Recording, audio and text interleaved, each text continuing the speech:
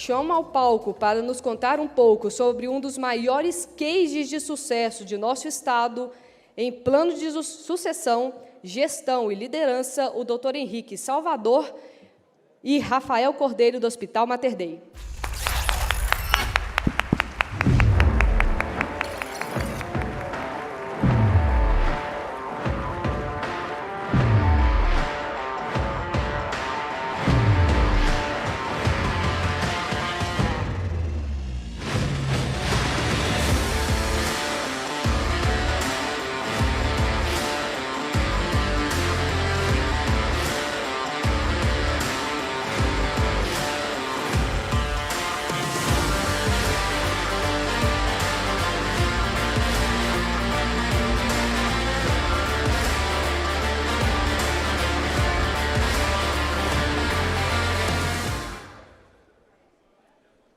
Olá, boa tarde a todos. É uma alegria muito grande estar aqui hoje ao lado de dois executivos de uma empresa tão icônica, eu diria, para nós, nós mineiros, em especial nós aqui de Belo Horizonte, né, em mais um Fórum Liberdade e Democracia do IFL Belo Horizonte.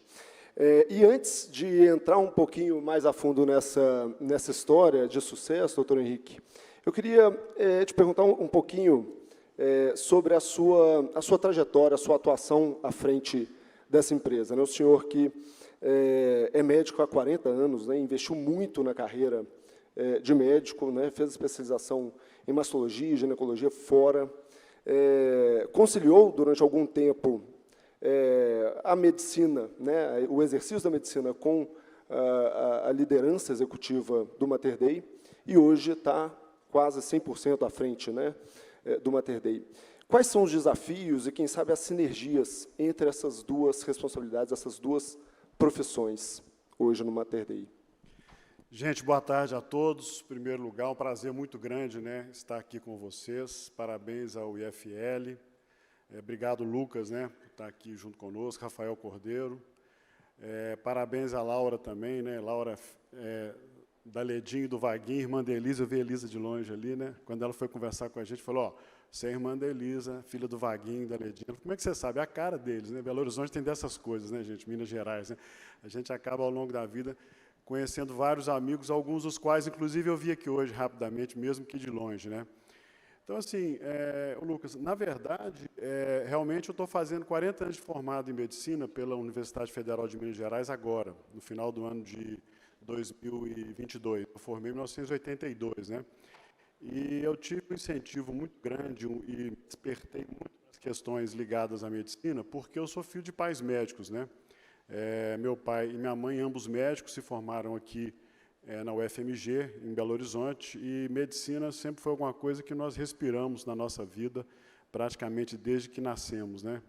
E o estímulo também pelo empreendedorismo, né? O estímulo também pelo sonho Mater Dei, pelo desejo de fazer alguma coisa diferente dentro da medicina, alguma coisa que conciliasse uma qualidade técnica, uma qualidade assistencial, segurança para o paciente muito grande, que pudesse oferecer alguma coisa diferente também naquele momento, né, o sonho do meu pai, do fundador, presidente do nosso conselho, doutor Salvador, e que conseguiu contaminar, no bom sentido, não apenas a família direta, aqueles que são filhos e netos, mas também uma série de executivos que hoje são tão importantes, principalmente nessa fase em que nós estamos crescendo. Nos primeiros anos da minha carreira, eu investi realmente muito na minha formação médica, procurando ser o melhor médico que eu conseguisse ser. Então, eu fiz uma residência aqui em ginecologia e obstetrícia, fui para o exterior, fiquei aproximadamente 2 anos e meio na Inglaterra, fiz a minha residência em mastologia lá, publiquei 12 livros, publiquei mais de 250 artigos científicos, sou professor livre-docente de ginecologia, então eu procurei realmente fazer uma formação técnica bastante consistente, principalmente oferecer para as minhas pacientes que me procuravam o melhor que eu podia no que diz respeito a acesso qualificado na especialidade que eu resolvi abraçar. Também me envolvi muito com representação de classe, que eu acho que é uma escola grande que a gente tem, na medida em que a gente interage com outros pares, na medida em que a gente procura defender os interesses da especialidade médica nossa também.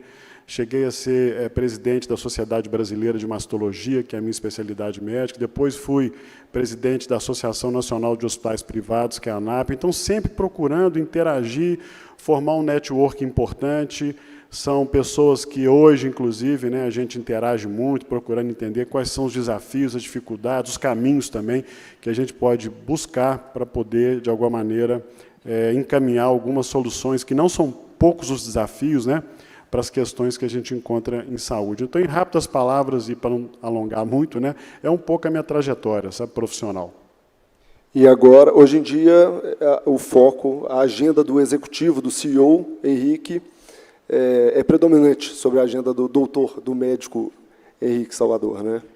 Eu optei por, em dezembro do ano passado, parar com as minhas atividades médicas, né, profissionais, porque eu operava muito cedo, começava a operar antes de 7 horas da manhã e atendia consultório muito no final do dia, né, para dar tempo de conciliar as agendas. Mas ainda hoje sonho que estou operando e sonho que estou atendendo, né? Então, assim, medicina é alguma coisa que está no sangue mesmo e que eu amo, né? E sempre gostei muito, né? Mas eu acho assim, eu exerci durante mais de 30 anos o cargo de diretor clínico e técnico da rede Mater Dei, né? Na época era o Hospital Mater Dei, o Hospital Mater Dei Santo Agostinho, hoje se transformou na rede, né?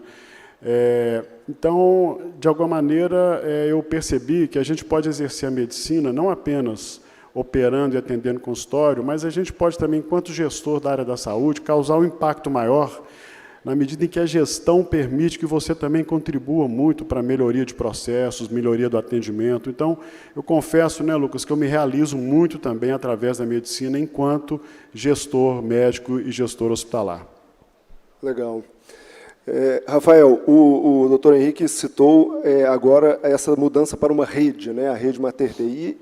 E pelo que eu estudei, pelo paracasazinho que eu fiz, eu acho que tem um pouquinho de um dedo seu nisso, né? Pelo menos de 2020 para cá.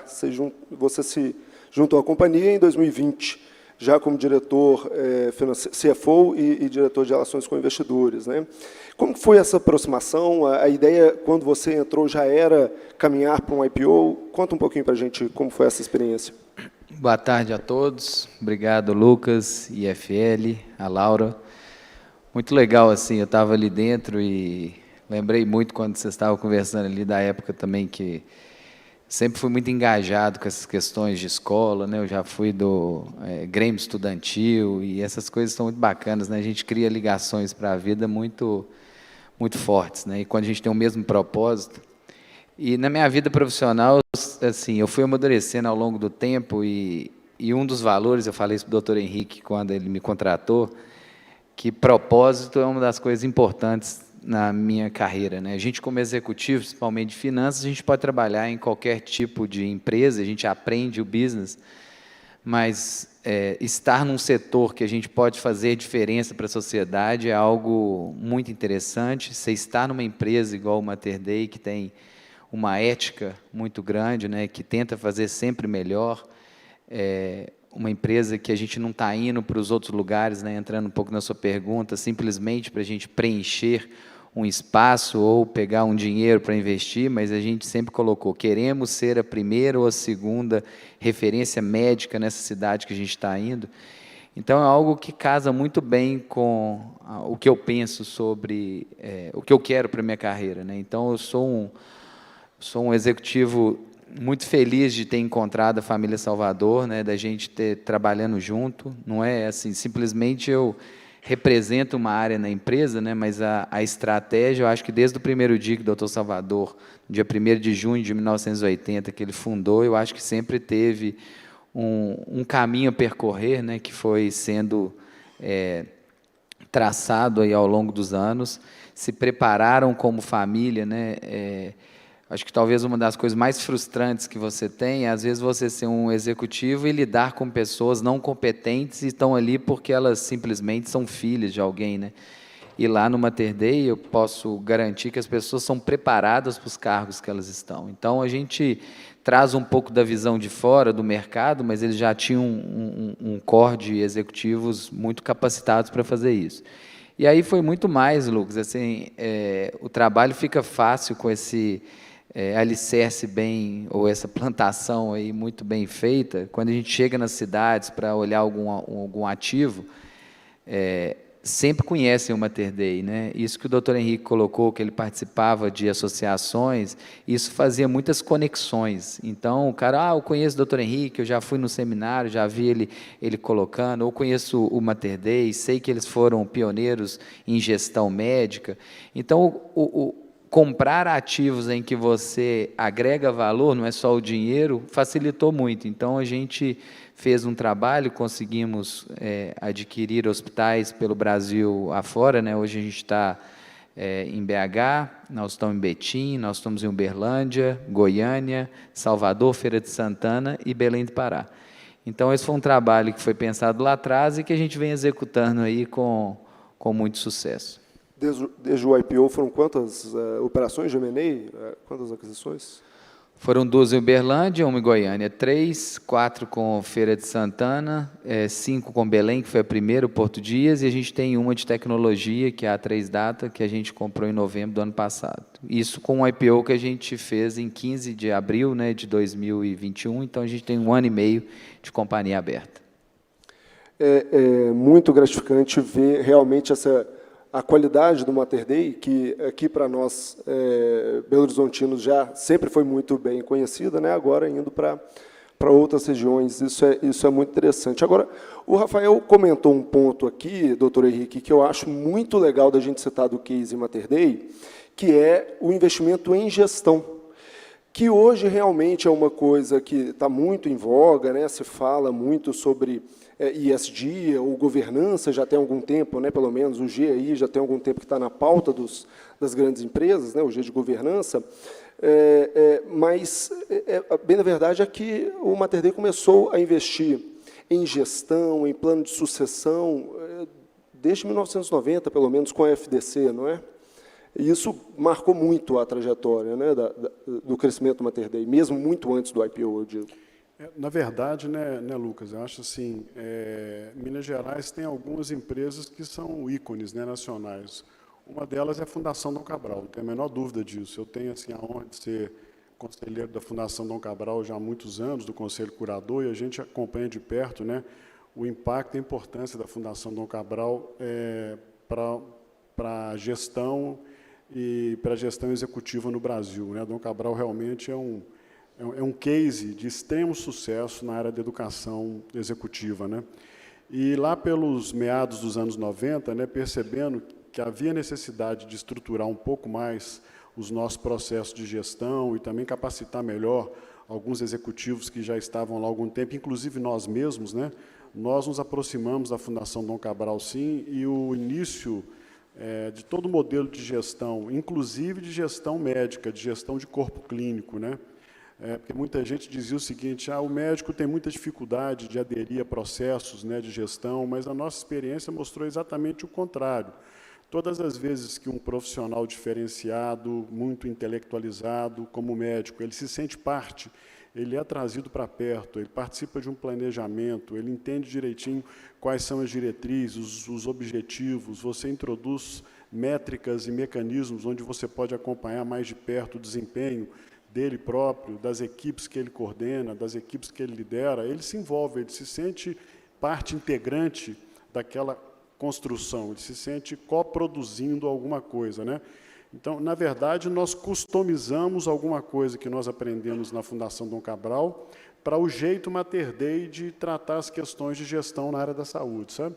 Foi um momento muito emblemático também, porque a indústria hospitalar como um todo, né, estava passando por uma transformação grande, né? Foi na época, inclusive, da fundação da Associação Nacional dos Hospitais Privados, que hoje congrega aproximadamente 160 hospitais privados no Brasil, e nós lá atrás participamos do início da fundação dessa associação. Eram 20 hospitais, né? Então ela cresceu muito, e principalmente com o objetivo de gerar conteúdo para o setor, muito mais do que uma entidade política, né? é uma entidade que gera conteúdo e tem sistematicamente contribuído também para a melhoria, né, da gestão médica hospitalar no Brasil. Então, foi um período realmente muito importante, onde nós criamos ali algumas bases importantes, inclusive onde nós também estruturamos o nosso modelo de sucessão da terceira para as demais gerações em diante no nosso negócio. Muito legal. E o Rafael também comentou sobre a própria expansão, né, depois do IPO, as aquisições, enfim, mas a verdade é que o Mater Dei já vinha crescendo já de forma orgânica, pelo menos aqui na região metropolitana de Belo Horizonte, muito antes, né? Eu queria ouvir até um pouco dos dois sobre essa visão do momento da abertura de capital. Enfim, no caso da família, do Dr. Henrique, queria saber o que motivou, né, tendo em vista que o hospital já ia bem, já estava crescendo, né, o que motivou a abertura de capital, se é que teve um ou outro fator, né, que influenciou mais, para acelerar esse processo. E do Rafael, eu queria saber se ele acha que o período ali de pandemia ajudou ou atrapalhou mais os números e o próprio IPO, né, o processo do IPO. Quer começar, Rafael? Eu começo aqui. Então, gente, na verdade, né, o Lucas tocou num ponto importante, né? A gente costuma dizer que nós temos o vírus da inquietude, né? Porque, realmente, como a gente vive muito intensamente, né, nós, não apenas a família, mas os executivos, né, que lideram hoje o projeto Mater Dei, né, na verdade, com essa visão que a gente tem para dentro de casa, mas também para fora de casa, para o mercado como um todo, eu acho que isso é muito importante. A gente não pode procurar apenas ser eficiente na operação. Eu acho que um executivo hoje, um líder hoje, ele precisa de ter o olhar para fora também, ele precisa de ter conexões externas que permitam que ele tenha uma leitura adequada de como é que é o ambiente, o que está acontecendo, não apenas na sua indústria, mas no mundo como um todo. E o Mater Dei sempre procurou crescer, principalmente um crescimento orgânico, né? Então, nós fizemos o Bloco 1 do Santo Agostinho, em 1º de junho de 80, ele foi inaugurado, como o Rafael já mencionou. Depois, em 2000, nós fundamos o Bloco 2 do primeiro Mater Dei do Santo Agostinho. Em 2014, nós fundamos o Mater Dei da Contorno. Em 2019, o Mater Dei Betim Contagem, ou seja, sempre o crescimento orgânico, né? Só que, naquele momento, nós começamos a perceber o seguinte: estava acontecendo um fenômeno no Brasil que já acontece há muitos anos em outros países. Nos Estados Unidos, é comum hoje existirem redes hospitalares com 150, 200, até 250 hospitais. Na França, na Europa, em outros países também. Então, nós começamos a perceber um movimento crescente de concentração, né, de consolidação no setor hospitalar brasileiro. E estávamos sendo muito assediados por outros grupos querendo comprar o Mater Dei, né? E tomamos a decisão estratégica entre os acionistas de crescer, porque o crescer para a gente significava, naquele momento, a oportunidade de perenizar a marca, né?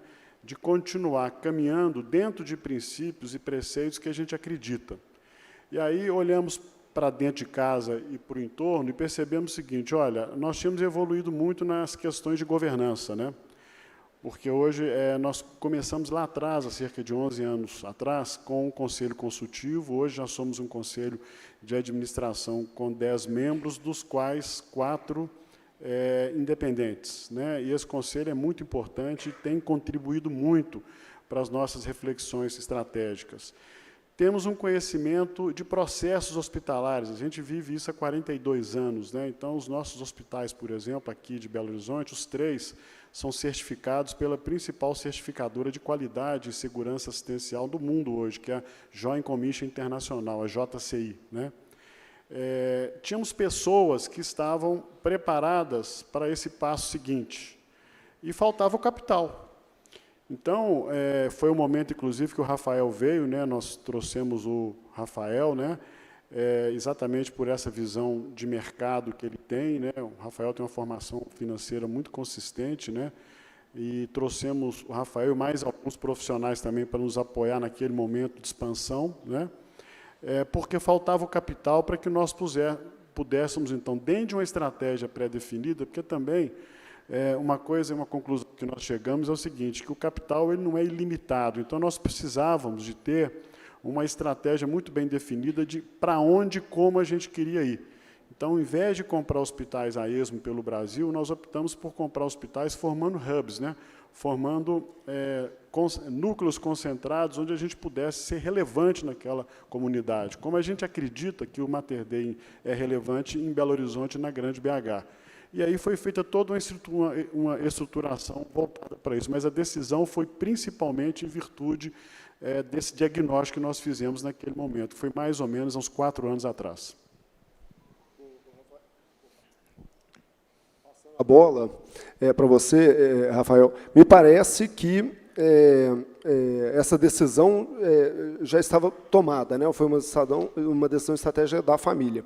Agora, imagino que fazer a abertura de capital com uma pandemia também não foi nada fácil, né? Tem alguns fatores que são interessantes, né? Que quanto mais a gente trabalha, mais sorte a gente tem, né? No meu caso, cheguei no Mater Dei no comecinho de 2020, né? Fui contratado em dezembro de 19 e a pandemia é de março, né? E eu conhecia bulhufas, né? Isso é expressão de gente velha, né? Bulhufas. Estou ficando velho. E a gente tem que comunicar a melhor forma possível com os investidores, tentando simplificar aquilo que é super complexo, que é uma operação, né? E se por um lado foi ruim, porque atrasou um ano, para mim foi muito bom, porque eu conheci muito mais da operação do Mater Dei, né? A gente teve que fizemos uma auditoria com a Price, né? Que é um processo de revisitação de muita coisa internamente. E isso foi, eu acho que foi um fator de sucesso para 2021 a gente abrir. As empresas, eu acho que todo mundo aqui que trabalha, que mexe com números, o ano de 2020 é um ano a ser pulado na hora de você pegar uma série histórica, né? Você sempre compara com 19 e depois vai para 21. Na saúde foi a mesma coisa. Nós tivemos 2 meses no Mater Dei, que chegamos até a ter prejuízo, porque, do nada, as pessoas deixaram de ir aos hospitais. No primeiro momento, tudo parou. Depois, a gente teve fases de um excesso de consumo. Então, a pandemia ela atrapalha um pouco a lógica dos números para você demonstrar para alguém. Então, mexeu nos números do Mater Dei, mas a gente já retomou no ano de 2021 a série histórica, e agora em 2022, do sucesso que a gente tem também na parte financeira e econômica, né? O ponto, acho que atrapalhou, assim, a pandemia teve um outro aspecto, pessoas que são super bem informadas ou esclarecidas, né? Eu lembro a gente recebendo ligações, mais o doutor Henrique, de pessoas assustadas com a pandemia, né? Com medo do que ia acontecer. E a gente também, no nosso processo, não sabia se ele ia sair. Depois foi tendo a retomada, a Redditor, que é a maior do nosso setor, abriu capital no final de 2020, e aí a gente teve um processo que a gente retomou em 2020, em dezembro, e a gente abriu em 2021. E aí já estava mais normalizado a questão das entregas de resultados. E quando a pandemia começou a apertar para o sistema de saúde, me parece que o Hospital Betim Contagem fez uma parceria também com as prefeituras locais, né, com o governo do Estado, para a disponibilização de leitos, né, para se preparar para eventuais emergências, né? Como que foi esse relacionamento com o Estado num momento tão crítico, né? Ô, Lucas, eu acho assim, né? Nós vivemos uma crise humanitária muito importante, né? Naquele momento, e uma crise que estava relacionada à área da saúde. E uma conclusão que a gente já chegou ao longo aí desses mais de 40 anos, né, é que as empresas que são realmente relevantes, elas não viram as costas para a sociedade nos momentos onde é necessário um esforço maior do que simplesmente o esforço da operação do negócio, né? E um grupo grande de empresários em Minas Gerais, ele agiu dessa maneira, né? Ele enxergou que o momento era muito crítico, né? E esse grupo de empresários, então, começou a buscar alternativas para apoiar o sistema público para lidar com aquela questão tão crítica, né, gente? Eu não sei se vocês lembram disso, faltava respirador, cidades como Milão, cidades como Nova York, estavam escolhendo quem ia para o respirador, né? Quem ia ter acesso ao oxigênio e quem não teria. faltando insumos super importantes para entubar paciente, por exemplo. Então, não havia como entubar paciente, porque não havia relaxante muscular para poder permitir a intubação de paciente. Então, gente morrendo literalmente afogada fora d'água, né, por falta de estrutura de saúde que suportasse aquele momento. Então, numa iniciativa muito interessante que reuniu uma série de empresários de Minas Gerais, o governo estadual, que tinha, aliás, acabado de assumir, né, o governador Zema tinha acabado de ser eleito naquele momento, né, no primeiro mandato dele, e também nós, da Rede Mater Dei, nós tínhamos acabado de inaugurar o Mater Dei Betim Contagem, e ainda tinha lá alguns andares que estavam disponíveis, então a estrutura estava pronta, né, a estrutura física, com oxigênio encanado na parede, com ar comprimido, com vácuo, né. Então, por que não disponibilizar aquele espaço para montar alguns leitos que pudessem atender a demanda, né, crítica de pacientes que precisassem de UTI? Então, realmente foram montados mais de 120 leitos de UTI naquele momento, né, com o apoio desses empresários, o apoio financeiro, com o apoio do Mater Dei, e as pessoas seriam fornecidas, né, para gerir essas unidades pelo governo do Estado. No final do dia, não foi necessário abrir esses leitos, porque a demanda foi diminuindo gradativamente, mas essa iniciativa ficou como um legado para as prefeituras do Estado de Minas, porque esses leitos de UTI foram doados depois para inúmeras prefeituras pequenas, né, que careciam de estrutura de terapia intensiva. Além disso, né, nós contribuímos muito através de consultoria para o retorno às atividades nas empresas.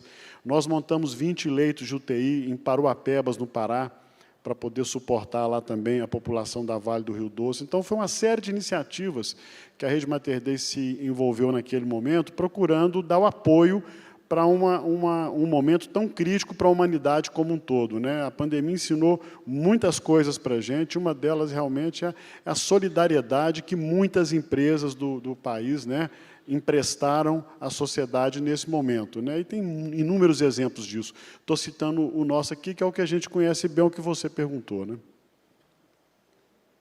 A gente está se aproximando do final do painel, infelizmente, e eu não posso deixar de aproveitar esse gancho, doutor Henrique, para te perguntar sobre a importância da rede privada, das empresas privadas, não apenas hospitais, mas empresas de diagnóstico, clínicas, enfim, para a saúde pública do Brasil. Porque muito se fala, e nem vou entrar no mérito, da importância do SUS, mas fato é que não me parece que, né, a saúde pública para em pé sem hospitais privados, né, sem a rede privada também. Então, eu queria que o senhor comentasse sobre isso e falasse, na sua opinião, na sua visão, qual que é o papel do Mater Dei nesse processo. Eu não sei se todo mundo tem uma noção clara, né, de que, na verdade, o sistema de saúde do Brasil é um só, né?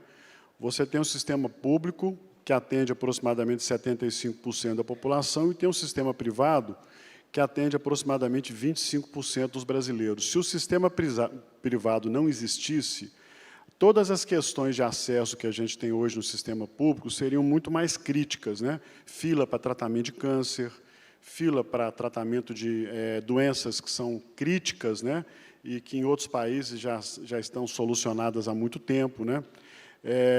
E um outro conceito importante também que eu acho é o seguinte: na verdade, gente, quem financia o sistema privado do Brasil são as empresas, né, é o estipulante.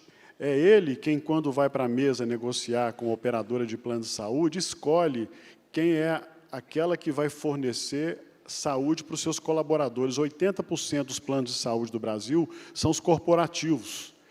Então, na verdade, hoje, né, são as empresas quem financiam esse sistema como um todo. Então, o papel do empresário, o papel do empreendedor, o papel do sistema privado, né, econômico do país, ele é fundamental para que o brasileiro hoje tenha acesso a uma saúde de qualidade. Esse é um ponto que as pessoas, às vezes, se esquecem e não enxergam, muitas vezes, esse elo da cadeia produtiva, que é o grande financiador do sistema, né? E aí, o que eu acho que é o papel dos hospitais privados que são líderes, né? Primeiro, é fornecer saúde de qualidade.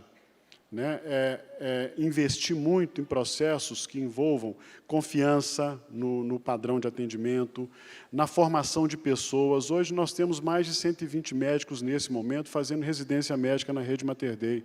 Formamos já milhares de técnicos de enfermagem. Eu estou citando o Mater Dei, gente, mas tem outras instituições privadas, hospitalares do país que cumprem a mesma missão, né? Então, além de fornecer serviços hospitalares e médicos de qualidade, é também contribuir para processos qualificados de gestão. É influenciar, por exemplo, os pequenos hospitais, que são a maioria no Brasil, hospitais de 50, 70, 80 leitos, muitas vezes em locais mais ermos, mais longínquos, né, que também procuram se aperfeiçoar e oferecer uma saúde de qualidade. Então, o sistema como um todo, ele precisa muito desses equipamentos e desses aparelhos hospitalares mais diferenciados, né? Então, é importante ter essa noção de que o sistema é um só e de que, sem o sistema privado, haveria um colapso no acesso à saúde no nosso país. Acho que essa é uma percepção que, muitas vezes, as pessoas não têm, enxergando o quadro sob um aspecto mais amplo e mais global. Muito bom. Infelizmente, nós vamos ter que terminar com essa nota. Estava muito bom aqui o bate-papo, excelente colocação aqui do doutor Henrique. Eu gostaria, em primeiro lugar, de agradecer de coração a presença dos dois, dizer que foi um orgulho aqui. E voltem mais, né? Voltem mais para o IFL e para o Fórum. Muito obrigado. Eu que agradeço. Obrigado, gente.